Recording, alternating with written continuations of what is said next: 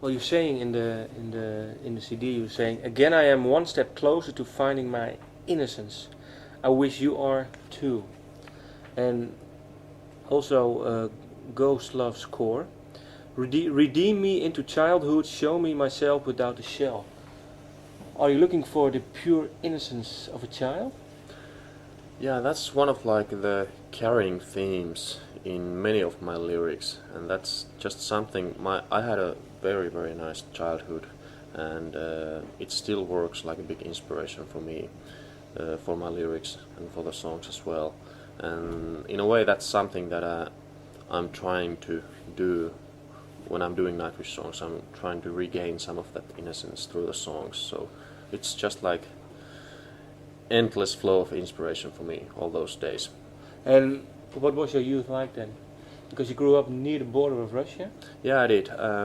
Like I said, I had, I think, one of the happiest childhoods that you can Just tell have. me So, then, why? What was so nice about it? I have been living on the countryside all my life, in the middle of the woods, nearby a lake, in a quite a big, like, house. And I mean, I have a nice family, and I went to this really small village school, and I pretty much grew like in the middle of nowhere, like I said. So I didn't really know much about the brutality of the world back then. Okay. So it was a very nice time for me. And when did you find out? Let's say, when did you lose more of the childish innocence? I guess when I started playing rock and roll and saw the world. so yeah, okay. No, not really. But I mean, the older you get, the more cynical you get, the more you see, and you realize that the world isn't what you thought it was. Okay, and so you're trying, let's say, for yourself, just to create some kind of world where just for you, because you were saying that your childhood is a big inspiration, so you're trying to regain it more in your lyrics, in your music. Yeah, exactly. That's pretty well said. That's exactly what I'm trying to do. You know, it's no secret that I kind of suffer from this really low self-esteem, and I'm not always happy of what I am, what I have become. So this is, I don't know, it's just many things, I guess, that's happened in my life, and it's just like when you look in the mirror, you don't like what you see, and through these songs I try to become something a bit better. Because you were saying that you had a really happy childhood. Yeah. I liked myself back then, but not anymore. Was there one specific occasion, or maybe something that happened, or when you touched the guitar, you were saying, "Well, I'm selling my soul to Satan now," or no, I don't know what was it? No, it happened during the years. It wasn't just one thing. Okay, just growing up and seeing what the world really is, and just started doing some stupid things and all that, and I just look at myself, what I was back then, and I really admire that person more than the person that I am now. Okay, and I was wondering, what was that night like in July around the campfire?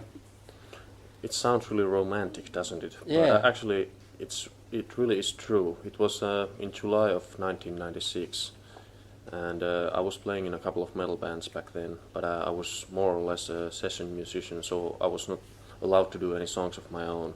And already at that time I had a really urge to do my own songs and my own lyrics. So in order to do this, I needed to start a project of my own. And it was around that campfire that I started talking to my friends that what if I, like found this band of my own, and they said go ahead, and if they can be any help, they will help me. And that was when the whole idea of Nightwish was born. And was it the same night when the name was came No, together? I had no idea about the name back then. I just started doing songs, and Nightwish was actually the first song title that I ever wrote, and it just somehow ended up being the name for the band. Only because I was saying, yeah, but night in July, and you have a big wish, so I was thinking night and wish compared. It didn't really happen like that. Okay. Like I said, it was just a song. Okay. Let me see. What do you like about the story of the siren? Because you wrote a song about it, and also in another song, the sirens are also in there. What do you like about it? Well, I like all kinds of mythology and fantasy stuff altogether, and I mean we have a siren in the band, so it's kind of like a natural thing to write about sirens. And actually, for this song, I had the original idea when I was watching a document from the TV, where there was this lady in Scotland living on a small island by herself, and every night she would go out to the shore and play her violin to the seals, and the seals would come and listen to her play. I thought that like this is really weird, but it's also really beautiful. She's like the modern day siren. No, but the siren is also, let's say, a bit tricky because the sirens they use their nice voice to get ships into the harbor. But so it's also a bit of a darker twist to it. I was thinking maybe darkness is always good. Dark twist is always good. Yeah. So yeah. Okay. Then if we talk about darkness, then we have Planet Hell. This world ain't ready for the Ark. Yeah, that's something that mankind has been searching for ages. Indiana Jones already found it.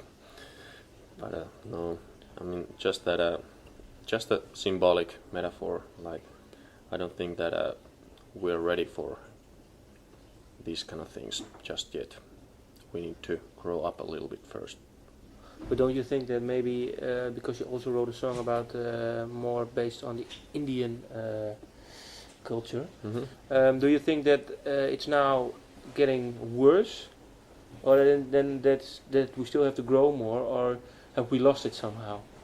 To be honest, I don't really know. Okay. One way of thinking is that I think we shouldn't be expecting the end of the world, because I think in a way it has already happened, and we're just living in the aftermath of that.